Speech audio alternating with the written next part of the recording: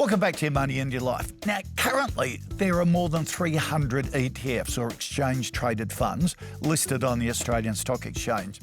The most valuable being Vanguard Australian Shares, which has a $20 billion market cap and often steals the limelight because of its size.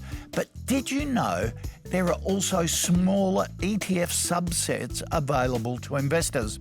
Infrastructure ETFs give investors exposure to assets like data centres, toll roads and airports, and could be the building block you need to add diversification to your portfolio.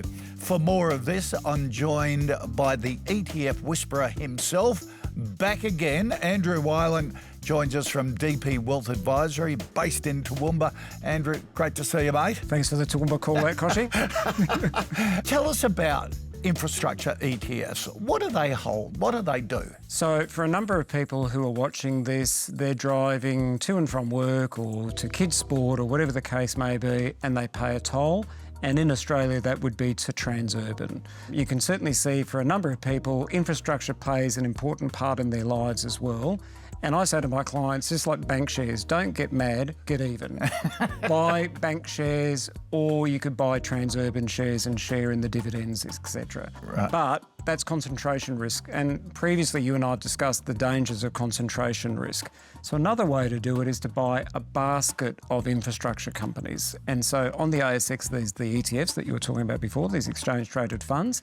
And we suggest to clients somewhere between 4 and 6% of their portfolio, generally speaking, should go into these infrastructure-style ETFs to give you that diversification. So when do they shine, these infrastructure ETFs? Are they sort of a defensive foundation for your portfolio? The reason I paused there when you're asking that question, Koshy, is because they're a bit of an all-weather. You know, there are certainly some companies, so technology companies, when interest rates are low, everyone's talking about ChatGPT and these large language models, they have their moment in the sun. And then there's some uncertainty and then they all get sold off and technology markets fall 20%. Infrastructure companies, unless there's a massive spike in interest rates, they just plod along. But to your question, it's just an all-weather play. Okay, all right. Give us 3 good infrastructure ETFs, the ones that you like. Koshy, my first infrastructure pick is from BlackRock, GLIN. It's got the top 136 infrastructure companies from around the world, including Australia. Wow. So it's very beige, for the want of a better term. From all around the world? All around the world. Right. That's a really good point, because the compare and contrast is just by Transurban, predominantly in Australia, predominantly toll roads. Right. Whereas it can be across railroads, it can be across toll roads, Okay. it can be across power companies. You know, it's an eclectic mix. In the case of GLIN, it's got more of a US bias. Right. Next one? Next one is Mitch, M-I-C-H, from Magellan.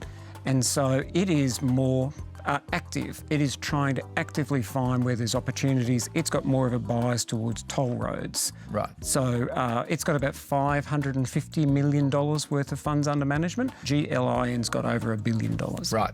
And your final one? It's a relatively new one. As you know, I'm a little bit cool usually on new ones. I like to let them settle, but they have a managed fund version, so we actually know what it's done as a managed fund.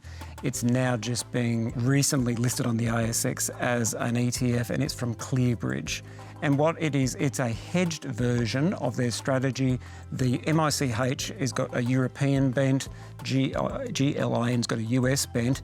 The Clearbridge hedged ETF has actually got a mix. It's about 40% each.